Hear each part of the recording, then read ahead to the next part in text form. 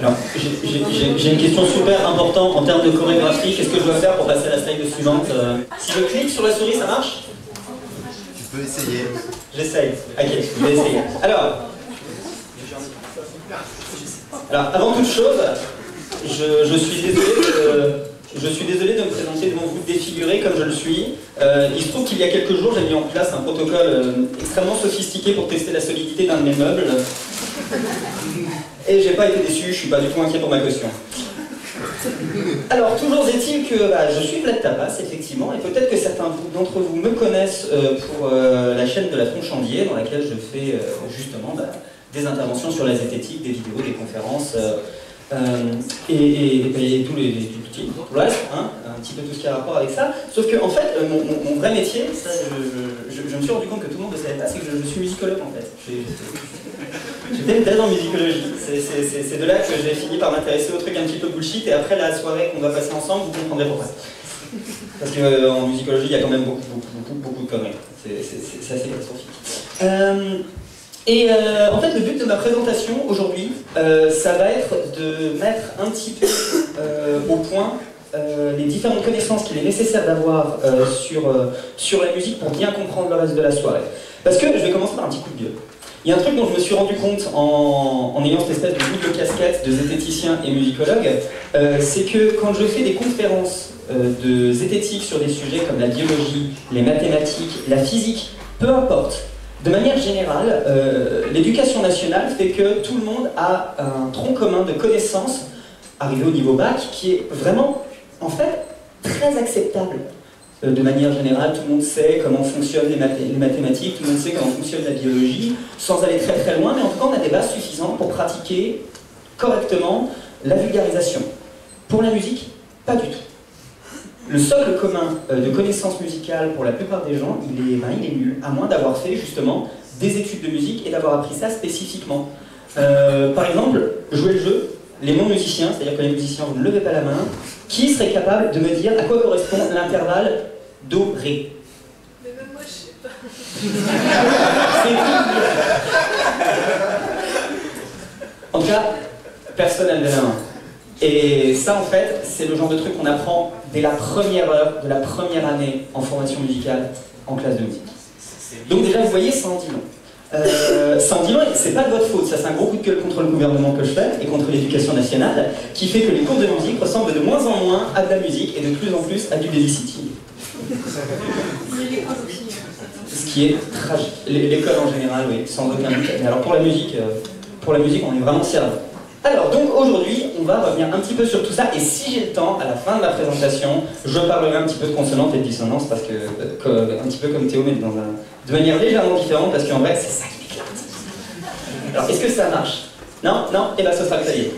Si? Non. Eh ben non. C'était la fin. Mais oui, ça marche. Donc je vais commencer à vous parler un petit peu de ma discipline, donc la musicologie. Qu'est-ce que c'est que la musicologie? C'est très simple, c'est dans le nom, il s'agit de l'application de la méthode scientifique à la musique. Et quand on voit la gueule de certains articles de musicologie, comme je disais tout à l'heure, on se rend compte qu'il y en a qui n'ont pas vraiment fait cet effort d'application de la méthode scientifique.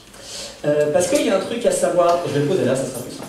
Il y a un truc à savoir sur la musicologie, c'est que ça n'est pas une discipline. C'est un objet d'étude. De la même manière que la biologie n'est pas véritablement une discipline à proprement parler, la biologie c'est l'ensemble de toutes les études qu'on peut faire sur le vivant. Et bien la musicologie c'est la même chose. Et il y a plusieurs manières d'aborder la musicologie. Voilà, alors oui, en plus, attention, la musicologie ça n'est pas la musique. Je connais plein de musicologues qui sont des musiciens désastreux et des musiciens exceptionnels qui sont des musicologues médiocres. Et ça n'est pas non plus la formation musicale, même si la formation musicale rentre dans les différentes choses qu'un musicologue peut être amené à faire au cours de sa carrière.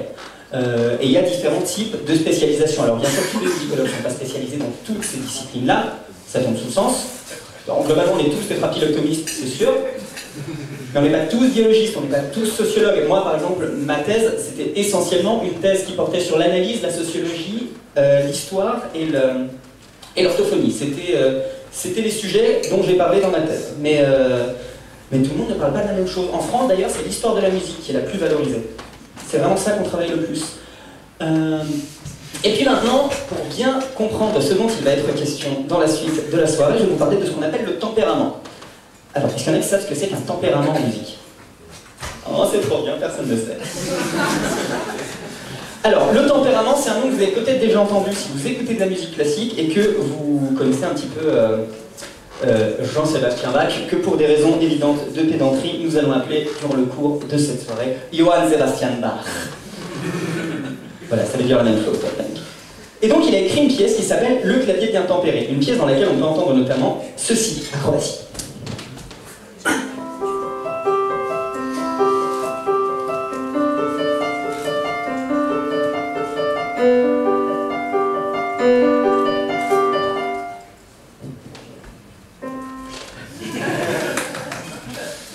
Ça, c'est la première pièce du premier cahier du clavier bien tempéré. Alors pourquoi je parle de première pièce et pourquoi je parle de premier cahier? Parce que la particularité du clavier bien tempéré, c'est qu'il s'agit de la première œuvre pour clavier qui comporte l'intégralité des 24 tonalités possibles dans notre musique occidentale. Et ça a l'air de rien, mais ça, c'était pas possible avant l'invention du bon tempérament. Donc, d'où clavier bien tempéré. Et le bon tempérament, beaucoup ont tendance à penser que c'est celui qu'on utilise aujourd'hui, ça n'est pas le cas. Alors voilà, donc pourquoi clavier bien tempéré? Parce qu'en fait, le tempérament, c'est les différents intervalles qu'on va mettre entre les différentes notes. Ouais. Pourquoi 24, pas 12? Alors 24 parce qu'on a les tonalités majeures et mineures. Voilà. Parce qu'en fait, il y a 12 notes dans une octave. L'octave, c'est l'unité de division de la musique. Vous voyez, quand vous voyez un piano, en fait, il y a 12 notes dedans, simplement, ces 12 notes sont multipliées de cette manière-là. Mais globalement, on a 12 notes dans notre musique actuelle. Alors, pourquoi 12 notes? Est-ce que c'est quelque chose de naturel? Est-ce que c'est une convention? Eh bien, comme vous allez l'entendre beaucoup au cours de la soirée, un peu des deux. Un peu des deux, et tout ça grâce à ce cher Pythagore. Vous savez, le mec qui a fait le théorème de... Ouais, vous connaissez, je sais. On a tous été torturés par ce gars. En fait, Pythagore, qui était l'un de ces scientifiques scientifiques totaux, c'est bizarre, hein, qui était l'un de ces scientifiques de la Grèce dans laquelle l'état de l'art des connaissances n'était pas encore suffisamment vaste pour qu'une personne soit incapable d'être experte en tout. Ce mec était aussi, dans une certaine mesure, musicologue, puisque dans son travail de physicien, il a été amené à constater que quand il prend une corde, qu'il la tend, qu'il joue la note, et qu'il la coupe en deux, on entend exactement la même note, une octave au-dessus. C'est-à-dire que si on prend une note, comme ça, Do, et qu'on coupe la corde en deux, on obtient un Do au-dessus. Si on le recoupe en deux, rebelote Do, etc. Avec la guitare, ça aurait été plus parlant. Mais tu vois, j'ai pas de guitare.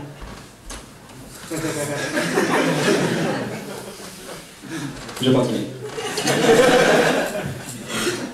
Et une corde en elle-même, au moment où elle vibre, elle n'a pas qu'un seul mode de vibration, elle a plusieurs modes de vibration. On a une première vibration qui va donner le son fondamental, et puis on en a d'autres. La deuxième vibration, ça va être l'octave. La troisième vibration, ça va être encore une autre note qu'on appelle la quinte, je ne vais pas rentrer dans les détails. Et plus on avance comme ça dans les vibrations, plus on va avoir différents types de notes. Et c'est en avançant de plus en plus dans les vibrations qu'il était possible de voir dans la corde que finalement Pythagore a mis en évidence un système dans lequel on avait 12 notes. Tout simplement.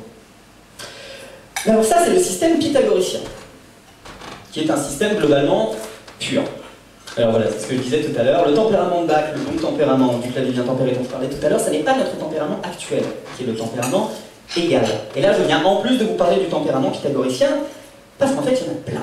Au fur et à mesure de l'histoire, il y a eu énormément de différents tempéraments qui se sont succédés, et en fait, l'histoire de ces tempéraments vient de la manière dont les compositeurs écrivaient leur musique.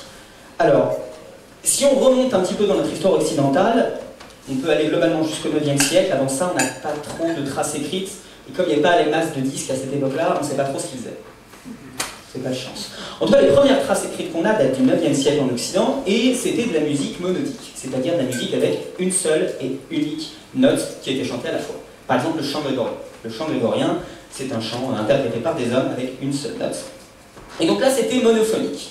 Donc on était très très certainement dans un tempérament assez proche du tempérament de Pythagore.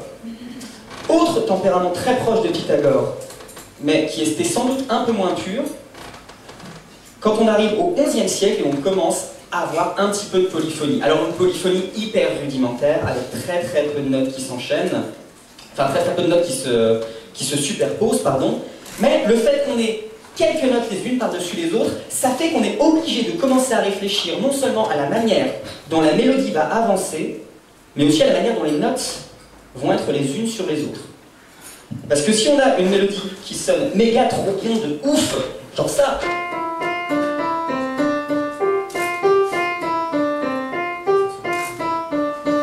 truc inspiré du désiré, je sais pas. Si on prend ça, que là, si on joue la mélodie, ça sonne super bien, mais que, à cause du tempérament qu'on a choisi, les notes qu'on rajoute par-dessus dissonnent, que les intervalles sonnent pas très très bien, oui, sonnent, je sais, que les intervalles qu'on a par-dessus sonnent pas très très bien, là, ça pose problème. Donc, le fait qu'on commence à empiler des notes les unes sur les autres fait que les tempéraments vont évoluer pour trouver un compromis. Et le compromis, c'est la base de notre culture musicale. C'est vraiment un truc qu'il faut retenir. Donc on a commencé à avoir au XIe siècle des polyphonies qui valorisaient les intervalles de quarte et de quinte, qui, ça tombe bien, se trouvent être les premières harmoniques justement d'un son fondamental. Donc la première harmonie de le deuxième mode de vibration de la corde. Pardon. Et puis par la suite, comme le compositeur commençait à en avoir marre de faire que des quartes ou des quintes, et c'est marre, ils ont eu envie de faire autre chose. Alors, quinte, quinte, pour que vous vous rendiez compte un petit peu, vous allez voir justement, ça sonne très très...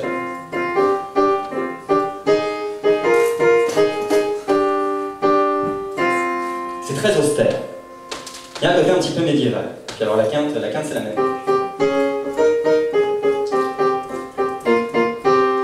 Même chose.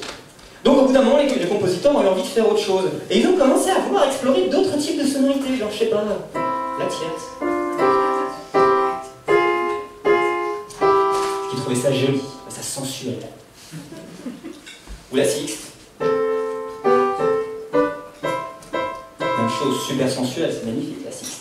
Sauf que le problème, c'est qu'avec l'ancien tempérament qui valorisait les quartes et les quintes, eh ben, on avait des tierces et des sixtes qui étaient un petit peu fausses. Donc qu'est-ce qu'on a fait? Paf! Nouveau tempérament. Et là, on entre dans les tempéraments... Ah, on entre dans les tempéraments dits mésotoniques. Et il y en a plein, il y a des tempéraments de Zarlino, vous pourrez aller voir la page Wikipédia des tempéraments mésotoniques est très bien faite. Globalement, comme la musique, personne n'y comprend rien, les pages Wikipédia sont globalement écrites par des gens qui savent de quoi ils parlent et elles sont excellentes. Et elles sont compréhensibles, et pour ceux qui ne lisent pas la musique, il y a toujours un player pour entendre les exemples audio. Donc franchement, si vous avez envie de vous renseigner un petit peu sur tout ça, foncez sur Wikipédia. Et donc, on a commencé à valoriser les tierces et les sixtes, et on est arrivé sur un tempérament mésotonique. Et je vous ai dit que Bach avait composé dans les 24 tonalités possibles. Donc il n'a rien valorisé du tout. Donc, il fallait pouvoir jouer absolument tout. Et on est arrivé au fameux tempérament inégal, ou bon tempérament. A priori, ce serait un tempérament de Werkmeister, mais... les historiens ne sont pas tous d'accord là-dessus. Toujours est-il que c'était un tempérament qui permettait de jouer dans toutes les tonalités. Mais ça n'était pas encore un tempérament égal, c'est-à-dire comme aujourd'hui. Un tempérament dans lequel tous les demi-tons et tous les tons sont séparés exactement pareil. C'est Théo qui en parlera un petit peu plus tout à l'heure. Dans notre... Voilà. Dans notre tempérament à nous, le tempérament égal, tous les intervalles sont séparés pareil. Pas à l'époque de Bach. Chaque tonalité avait une couleur parce que tous les intervalles n'étaient pas tous 100% exactement les mêmes. En fait, une entreprise comme celle de Jean-Sébastien Bach à son époque avec le clavier bien tempéré, de composer une pièce dans les 24 tonalités, aujourd'hui, elle n'aurait plus aucun intérêt. Parce qu'une pièce de Bach, qu'on la joue en Do majeur, en Mi majeur, en Si majeur aujourd'hui, la couleur sera exactement la même. Les intervalles seront exactement la même. Ça va juste changer par rapport à la couleur de l'instrument qu'on va utiliser, parce que forcément un piano là et un piano là, ça ne sonne pas pareil. Je pense qu'on sera tous d'accord là-dessus. Mais c'est tout. Les différents intervalles sont exactement les mêmes. C'est cool, hein. Jusqu'ici, c'est tout bon? Quand tu dis les intervalles sont tous les mêmes, etc., ouais. ça a rapport à comment les instruments sont fabriqués? Ouais, comment les instruments sont fabriqués et comment les musiciens jouent aussi. parce qu'il n'y a pas de fret sur un violon, il y a beaucoup d'instruments qui n'ont pas de fret, ou même le trombone à coulisses, il n'y a pas de délimitation. Là, les musiciens jouent comme ça parce que toute notre culture occidentale repose là-dessus. Et donc, si le sujet vous intéresse et que vous avez envie d'entendre un petit peu plus tous les rapports mathématiques qui existent là-dessus, on a fait une vidéo avec David Loaf qui s'appelle Musique et maths, donc science étonnante, dans lequel on va un petit peu plus dans le détail de l'évolution des tempéraments sur un plan purement mathématique. Et là, il est beaucoup plus compétent que moi pour en parler, parce que alors moi, les maths... Oui. Juste pour bien comprendre ouais. Ce que c'est qu'un tempérament, parce que je suis pas sûr d'avoir tout compris, c'est en fait comment tu choisis tes notes, enfin, quelles notes tu as dans à ta disposition pour composer une musique. Alors c'est plus, en fait, quelle note on a, c'est encore autre chose. Là, on est plus dans les gammes, les échelles, les modes, tout ça. C'est vraiment l'intervalle qui existe entre les différentes notes qu'on a en tout dans la totalité de l'échelle. Parce qu'il y a, bon, dans la réalité, il y a un continuum. Oh, il y a un continuum dans la réalité, mais en musique, oh, dans la musique telle qu'on la pratique, on met des paliers.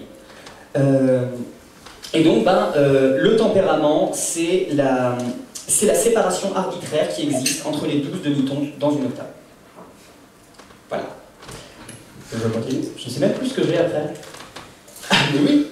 Du coup, le tempérament égal dont je vous ai parlé un petit peu plus tôt, donc celui dans lequel toutes les notes sont séparées également, c'est le plus juste de tous parce qu'il n'y a pas un seul intervalle dedans qui sonne faux, contrairement à tous les autres tempéraments. Tous les intervalles sonnent pareil, donc c'est le plus juste de tous. Mais c'est aussi, du coup, le plus faux de tous. Ou vice-versa. Donc là, on est perdu. C'est le plus juste ou le plus faux de tous. Qu'est-ce qui se passe? C'est qui les bails? Eh bien, c'est compliqué. C'est compliqué, et encore une fois, en musique, il n'y a pas de notion absolue. Déjà, il n'y a pas de beau absolu, ça n'existe pas. Voilà. Mais notre musique repose essentiellement sur de l'approximation. Parce qu'il est extrêmement important de comprendre que la musique, avant toute chose, c'est un langage. C'est un langage, et d'ailleurs, ça c'est Marion qui en parlera, mais on s'est rendu compte que... T'en parleras pas du tout? Très bien, et écoutez, sachez que sur le plan cognitif, on s'est rendu compte que les aires du cerveau impliquées dans le traitement des informations langagières, des langues articulées, ou des langues gesticulées, sont globalement les mêmes que celles impliquées dans le traitement des informations musicales. C'est d'ailleurs pour ça que très souvent les orthophonistes, quand ils doivent s'occuper d'une personne atteinte de bégaiement, va passer par le chant pour essayer de rétablir des connexions. Parce qu'une personne bègue, très souvent, elle chante sans aucun problème. On chante aussi mal que n'importe qui. Mais une personne bègue ne bégaye pas quand elle chante, elle bégaye uniquement quand elle parle. Et donc, beaucoup d'orthophonistes se servent de ça pour pratiquer de la rééducation. Ça fait partie des trucs dans lesquels la musicothérapie marche à peu près. Désolé. Hein. Voilà. Et donc, à l'image du langage, vous verrez que la musique, ça crée un horizon d'attente que l'on pourra satisfaire, ou pas. Ce genre...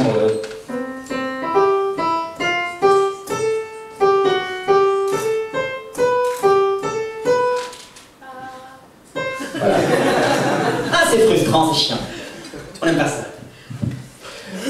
Donc voilà. Et comme un langage, eh bien, il n'y a pas une notion absolue. C'est-à-dire que le langage, c'est la capacité à communiquer des idées.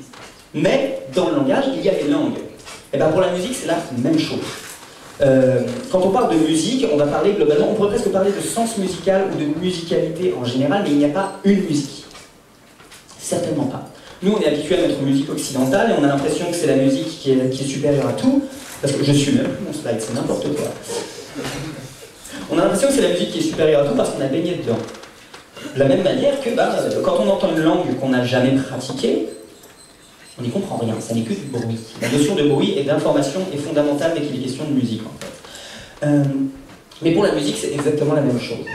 C'est-à-dire qu'on ne s'en rend pas compte, mais on a tous grandi dans un contexte socio-culturel musical qui fait que quand je vous joue une musique et que je ne vous joue pas la dernière note, même sans avoir appris la musique, vous êtes capable de me résoudre ce qu'au conservatoire on appellerait une cadence parfaite. Ça a l'air de rien, mais c'est très fort parce que sans formation musicale, vous êtes capable de prédire de la musique. Et ça, c'est un outil hyper fort. Mais c'est la même chose pour votre langue maternelle. Pensez-y. Avant de commencer à parler français, ou quelle que soit votre langue maternelle, est-ce que vous l'avez appris? Non, vous avez juste été immergé dans un contexte socio-culturel qui fait que par répétition et par exposition à certains items, vous avez fini par apprendre votre langue. Et il en va de même pour la musique. Qu'est-ce qu'il y a? Chaque musique a sa propre langue, ouais, voilà, vous voyez, je prends de l'avance. Oui! Et c'est pour ça que des fois les musiciens ne se comprennent pas. Ah, par exemple, je suis chanteur dans un groupe de death metal expérimental, ça c'est mon guitariste, il est très très bon. Mais je sais que des fois, quand je fais entendre notre musique à des copains musiciens classiques, ils ont perdu. Pour eux, c'est du bruit. Pour eux, c'est du bruit parce qu'ils n'ont jamais intégré les codes du métal. Et c'est la même chose pour la musique extrême orientale, les musiques du monde, ou même la musique contemporaine, n'est-ce pas?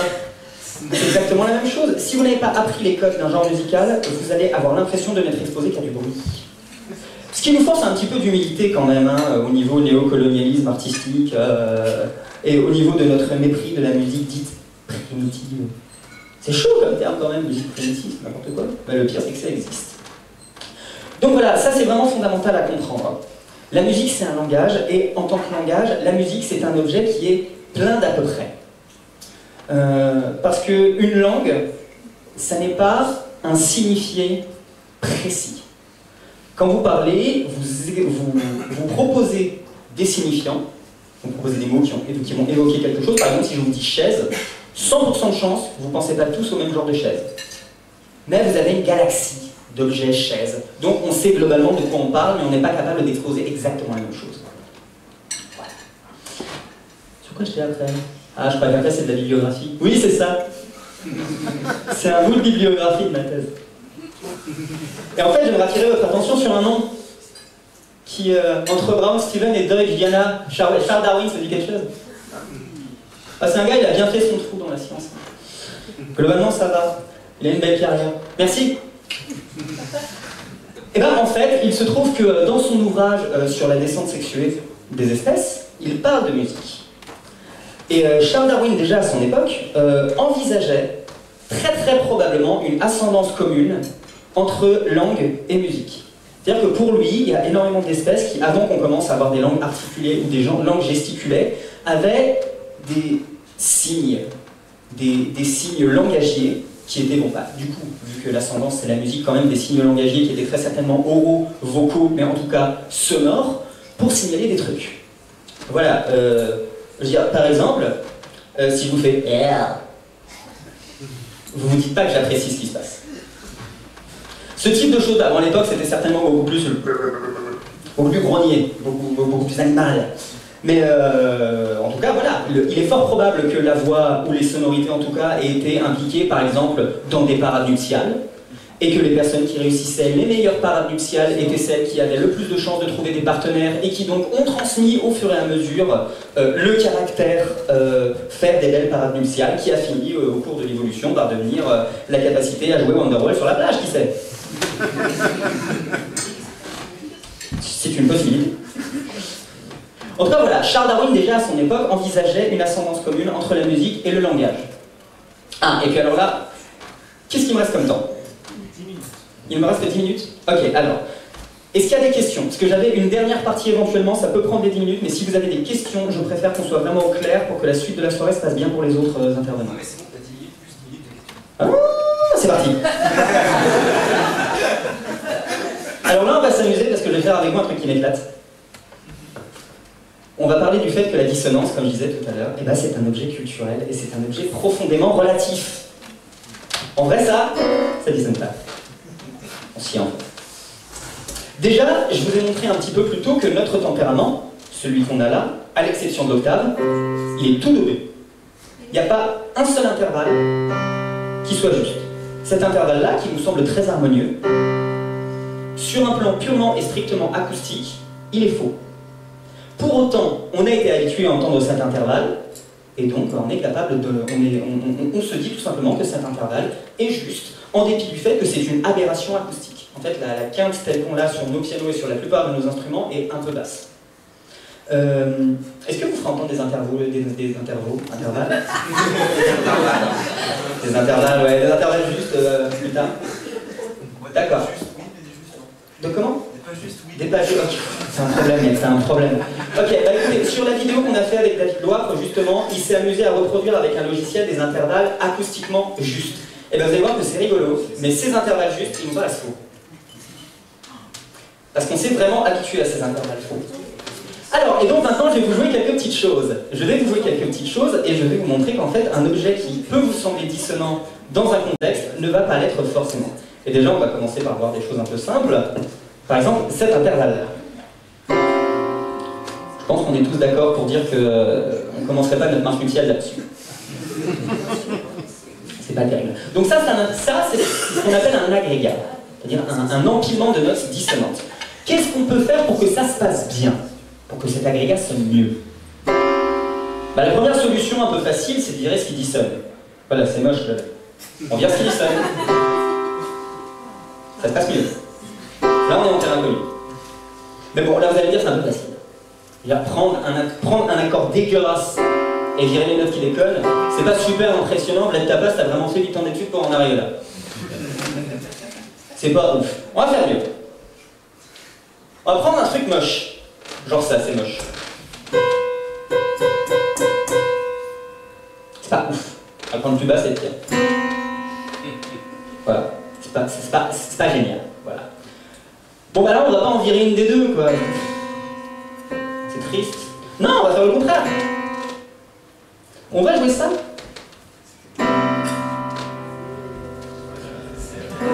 Et là, ça passe. Il est toujours là. Hein. Là, ça passe très très bien. Qu'est-ce que ça nous montre, ces deux exemples?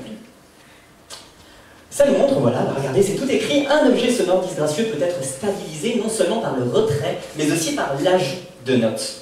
Plutôt, je vous parlais d'information. Bah, c'est exactement ce qui se passe là. Avec ça, on a du bruit.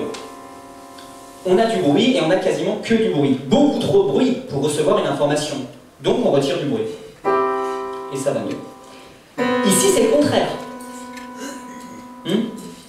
Ah oui, le bruit, tu as raison. Le bruit sur le plan de la théorie de l'information. C'est-à-dire le bruit, c'est ce qui est immédiatement compréhensible. C'est ce qui est immédiatement incompréhensible, c'est le contraire. L'information, c'est ce qui est immédiatement compréhensible. Genre, je suis bourré. Le bruit, c'est ce qui n'est pas compréhensible. Genre... Bon là, vous pouvez deviner quand même. Hein. Toujours est-il qu'il y a du bruit. Vous pouvez vous dire qu'est-ce qui se passe. Il fait un AVC. Par contre, c'est le mec qui dit... J'ai bu. Bon, il y a du bruit, mais il y a de l'information, on recolle les bouts. Ouais. C'est culturel. Le bruit et l'information, c'est culturel. Est-ce qu'un agrégat, ça, comme ouais. Ouais. Ça peut être considéré comme une information dans une autre culture. Absolument. Okay. Complètement. Pendant des siècles, ça, c'est un intervalle jugé dégueulasse. Alors qu'aujourd'hui, on n'a absolument pas de problème. Même ça, le simple fait de rajouter une septième majeure à un accord comme ça, pendant longtemps, c'était pas admis, hein. Ou alors, il fallait le préparer. 11e, 9e, 11e, du slip, quoi. Donc, ce qui se passe, c'est que quand on a ça, on n'a pas suffisamment d'informations pour savoir ce que c'est. Donc, on rajoute des notes. Et là, pas de problème. On se dit, ah, ok, j'ai déjà entendu ça, ça ressemble un petit peu à du jazz, ok, ça va. On est en terrain inconnu, tout va bien. Donc là, on a des objets sonores isolés. Un accord tout seul. Mais l'autre manière d'apporter de la consonance à de la dissonance, ça va être dans un discours. Donc là, on va prendre cet accord-là. Ça devient dur.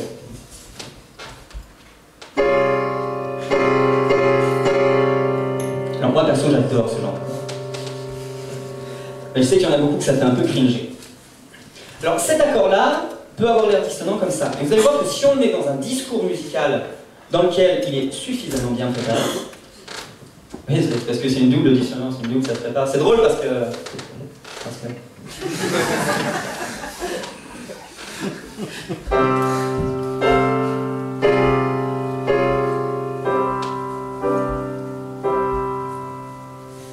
se passe bien? C'est joli comme tout, il y a un côté Disney.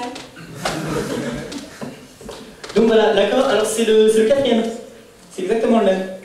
Sauf que là, à mesure où il est intégré dans un discours dans lequel cet accord est préparé, il a l'air parfaitement consonant. Alors que si on le prend comme ça tout seul, c'est pas évident. Et il y a plusieurs cas comme ça. Là, avant, c'était amené harmoniquement, mais ça peut aussi être amené mélodiquement. Parce qu'il faut bien voir que, historiquement, l'harmonie, c'est-à-dire la succession de plusieurs notes, L'harmonie, c'est la conséquence du contrepoint. Le contrepoint, c'est quand on a plusieurs mélodies qui jouent en même temps. Par exemple, ça.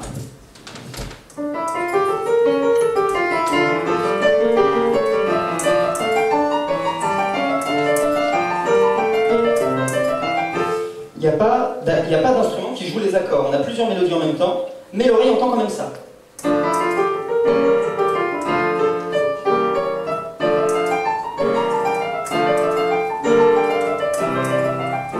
Etc. Donc voilà, l'harmonie, c'est la conséquence du contrepoint. Et là, on a un accord, pareil, qui est pas ouf.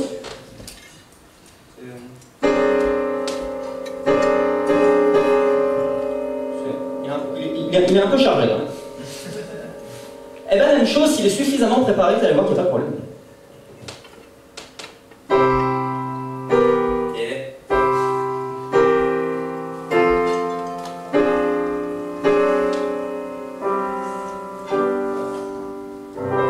À peu près, je vous donne la répartition. Toujours est-il que cet accord, je l'ai joué. On a eu ça à un moment.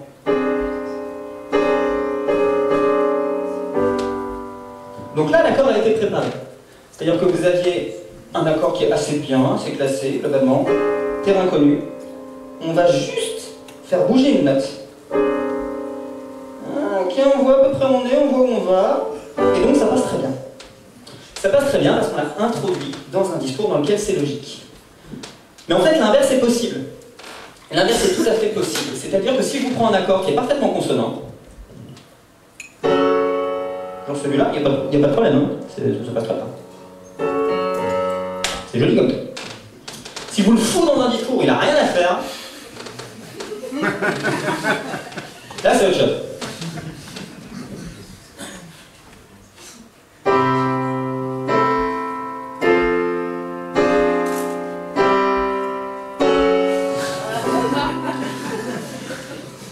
Qu'est-ce que tu fais, Didier? C'est pas ouf. Donc tout ça, ça montre quelque chose. Ça montre quelque chose, comme je disais, sur le caractère langagier de la musique. C'est-à-dire que même en termes langagiers, un objet isolé peut ne rien vouloir dire du tout. La lettre B ne veut pas forcément dire quelque chose tout seul. Et elle ne veut pas dire la même chose dans beau et dans abject. Je pense qu'on est d'accord là-dessus. Alors qu'est-ce que j'ai écrit? Un objet sonore disgracieux peut, s'il est bien intégré à un discours, sonner juste. Oui. Une note dissonante dans un accord, si elle est préalablement entendue et retenue par l'oreille, sonnera plus justement que si elle est directement attaquée. Ça, c'est ce qui se passait dans le deuxième et le troisième exemple. La conduite harmonieuse des voix composant un enchaînement d'accords aide à la fluidité. C'est pas beau, ça? On dirait mon prof d'écriture au conservatoire. Si tu m'entends, Jocelyn. Et enfin, un objet sonore satisfaisant en lui-même peut, s'il est employé au mauvais endroit du discours, sonner faux. Donc, tout ce que j'ai essayé de vous dire là, c'est tout simplement que les notions de juste et de faux, ça ne veut rien dire du tout, dans l'absolu. Parce que nous sommes quand même des individus appartenant à un contexte socio-culturel qui fait que je dois vous faire tous les efforts que je veux. Si je fais que ça, vous me direz non. Et je vous demande de le faire, s'il vous plaît. Parce que j'aime la musique contemporaine, on ne peut pas tout accepter non plus. Hein. Faut pas exagérer, c'est la fête du slip. Et en fait, j'aimerais conclure avec une phrase magnifique de Richard Feynman. Parce que cet homme est infiniment plus brillant que je le suis, et je vais donc éloigner de la scène pour la lire avec vous. J'ai un ami artiste qui adopte parfois un point de vue avec lequel je ne suis pas vraiment d'accord. Il va prendre une fleur et dire « Regarde comme elle est belle ». Je suis d'accord. Et il ajoute « En tant qu'artiste, je peux voir sa beauté. Mais toi, en tant que scientifique, tu sépares tous ces éléments et ça devient ennuyeux. Je ne suis pas d'accord. La beauté que lui peut voir est accessible aux autres, et à moi aussi, enfin, je pense. Je peux apprécier la beauté d'une fleur, et en même temps, j'en vois bien davantage que lui concernant cette fleur. Je m'imagine ses cellules, toutes les actions complexes à l'intérieur, qui elles aussi sont belles. Il n'y a pas que la beauté à cette échelle, à 1 cm, on la retrouve aussi à des échelles plus petites, dans de toutes petites structures, et même dans des processus. Le fait que la fleur change de couleur pour attirer les insectes, pour polliniser, est très intéressant. Ça veut dire que les insectes peuvent distinguer les couleurs. Cela mène à une question. Le sens de l'esthétique existe-t-il chez les animaux? Pourquoi est-ce beau? Autant de questions intéressantes qui contribuent à l'excitation, au mystère et à l'émerveillement d'une fleur. Qui contribuent. Je ne comprends pas pourquoi elle s'y substituerait. Et j'aime beaucoup cette phrase parce que pour moi c'est un grand droit. Tant mieux aux personnes qui pensent que parce qu'un objet est un objet beau, parce qu'il appartient au domaine de l'esprit, au domaine de l'imaginaire, au domaine du sublime, il faudrait ne pas y toucher. Et c'est quelque chose avec lequel je suis absolument pas d'accord. Je sais que le jour où j'ai analysé la 7e symphonie de Beethoven, que vous entendrez plus tard, deuxième mouvement de la 7e symphonie de Beethoven, je vais pas spoiler la conférence de Marie. C'est une pièce absolument magnifique, bouleversante. La première fois que je l'ai entendue, j'ai pleuré ma race. Et puis, un jour, je me suis retrouvé face à la partition que j'ai analysée, et j'ai pleuré ma race une deuxième fois. Parce que je me suis dit, putain, ce mec transmet des émotions incroyables. Il a un cœur gros comme ça, une capacité émotionnelle et sentimentale qui dépasse l'entendement. Mais en plus, il a un cerveau de génie. Et ça, c'est incroyable. Et ça, pour moi, ça participe à l'excitation qu'on peut ressentir quand on a la chance, parce que j'estime avoir de la chance, d'étudier des objets culturels, comme je le fais, comme beaucoup de personnes le font, et comme il faut encourager les gens à le faire. Donc, encourageons la recherche fondamentale, encourageons les sciences humaines, et merci beaucoup à tous.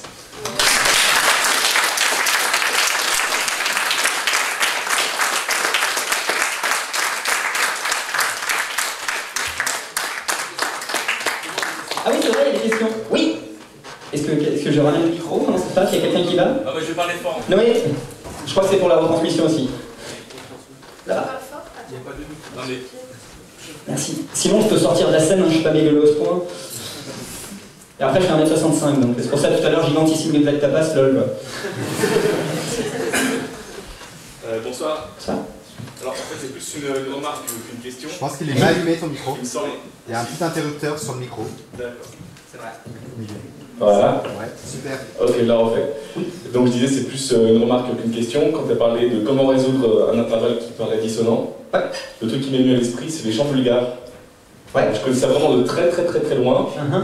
mais l'impression que ça me fait, c'est que parfois il y a des intervalles qui sont très proches, et en fait, juste en baissant le volume d'une des notes, ça passe super bien, et c'est même ça qui devient transcendant en fait. Alors, je sais que Ravel a utilisé ça dans le boléro. Je sais qu'il y a des fois certaines notes qui sont réclamées très faiblement en termes de volume pour se mélanger plus ou moins aux harmoniques du son fondamental. Mais là, malheureusement, comme je ne suis pas expert je ne suis pas ethnomusicologue, je ne connais pas ce type de musique-là, je ne veux pas me prononcer et dire des bêtises. Donc je vais humblement répondre, je ne sais pas. Il y a d'autres questions. Je ne peux pas croire que j'ai été si clair, les gens. C'est flatteur, mais c'est faux. On ne pas. Merci. Je sais tuer personne. Bonsoir. Alors, moi, ma question, c'est au niveau de tout ce qui est la musique, quand tu parlais de musique médiévale, en expliquant qu'en fait, la notion, alors, toi tu parlais pas encore de dissonance, mais qu'en gros, la partition des intervalles, c'était un peu affiné. Au début, c'était quinte quarte, ensuite, on a commencé à mettre les tierces, les sixtes. Ça, c'est le cas dans la musique, on ne parlait pas encore de ça à l'époque, mais dans la musique savante, dans les traités, ce qui est théorisé. On est bien d'accord que les compositeurs n'ont pas attendu la Renaissance ou le classique pour mettre des tierces dans leur musique. Et je dis pas dans leur composition écrite. Non, bien sûr. C'est ça que je veux... Alors, le problème c'est qu'on a très peu de traces écrites. Voilà, c'était le fond de la question. Est-ce qu'on a des traces de ça? On a très peu de traces écrites de tout ça. Tout ce dont je vous ai parlé aujourd'hui, j'aurais dû le dire en début de conférence, je te remercie de me permettre de le dire, tout ce dont je vous ai parlé là concernait la musique occidentale et la musique malheureusement écrite. Parce que tout ce qu'on a sur la musique non écrite, c'est des spéculations. Si vous vous intéressez à la musique médiévale, y compris profane, je vous invite vraiment à aller voir la chaîne YouTube qui s'appelle Scavando. Parce qu'elle est spécialisée là-dedans, justement, bien plus que je le suis. Et elle dit des choses vraiment hyper intéressantes. En ce qui concerne en ce qui concerne les intervalles qu'on pouvait rencontrer à cette époque, il est possible qu'on en ait rencontré, mais comme très souvent les musiques profanes étaient au début. Au début, attention, je dis bien au début. Comme très souvent c'était des musiques savantes qui étaient un peu parodiées par les ménestrels, par les trouvères, les troubadours et tout ça, c'est un peu compliqué. C'est un peu compliqué d'en parler. Et vu qu'il y a très peu de documentation écrite et que je suis 19e-iste, je peux difficilement vous en parler. Même les experts de cette époque-là, ils sont un petit peu confus, quoi. Alors moi 19e-iste. Attends, j'ai toujours rêvé de dire ça. D'habitude, c'est les historiens qui disent ça. C'est pas ma période. Oui. On pourra en reparler après. Parle fort sinon. Sinon, il y a la possibilité de parler fort, c'est vrai. Du coup, quand tu parlais des intervalles qui sonnent maintenant à notre oreille comme tout à fait juste, tu disais qu'ils étaient acoustiquement faux. Est-ce que, en fait, ça veut dire que ces sons ne peuvent pas être créés dans la nature au sens où ils ont vraiment été créés de manière artificielle, enfin, que c'est des sons qu'on peut pas retrouver, par exemple, quand tu parlais de la vibration des cordes au départ, et que c'est des sons qui ne sont pas naturels en fait. Pas dans une vibration d'une corde. Enfin, plus on monte dans les vibrations, plus théoriquement on retrouve absolument tous les intervalles. Mais c'est théorique et au bout d'un moment on n'entend plus. Il y a un truc qu'il faut savoir aussi sur l'oreille humaine, c'est qu'on entend en tout et pour tout en moyenne 10 octaves. C'est tout. Donc quand vous lisez sur internet que Céline Dion ou Maria Carey ont 11 octaves de tessiture, non. Il y a déjà 8 octaves, c'est ça. Pour une voix, déjà, ce serait spectaculaire. Alors, spoiler, sur un plan orthophonique, c'est impossible. Le larynx, c'est ça n'a pas des capacités infinies. Il y a des techniques qui permettent d'atteindre des très très graves et des techniques qui permettent d'atteindre des très aigus, mais globalement, en moyenne, une voix, une très bonne voix, ça dépasse pas 5 octaves. Peut-être que Made Robin en avait 6, c'est possible, mais Made Robin, il était soupçonné, c'est une ancienne chanteuse classique, il était soupçonné qu'elle avait une difformité au niveau de son larynx qui faisait qu'elle était capable de monter très haut. Mais au bout d'un moment, le corps humain a ses limites et l'oreille a ses limites. Donc voilà, en moyenne 10 octaves. Et en théorie, du coup, oui, on pourrait retrouver ça dans la résonance d'une corde, dans la résonance de plusieurs trucs en même temps, mais c'est compliqué. Ça reste... disons, en théorie, oui. Voilà. Je sais que je ne peux pas mieux répondre. J'ignore si j'ai répondu correctement à la question, d'ailleurs. Très bien. Ouais, je crois qu'il en restait, mais on pourra en parler après si vous voulez. Du coup, on va passer. Déjà, on remercie beaucoup. Merci.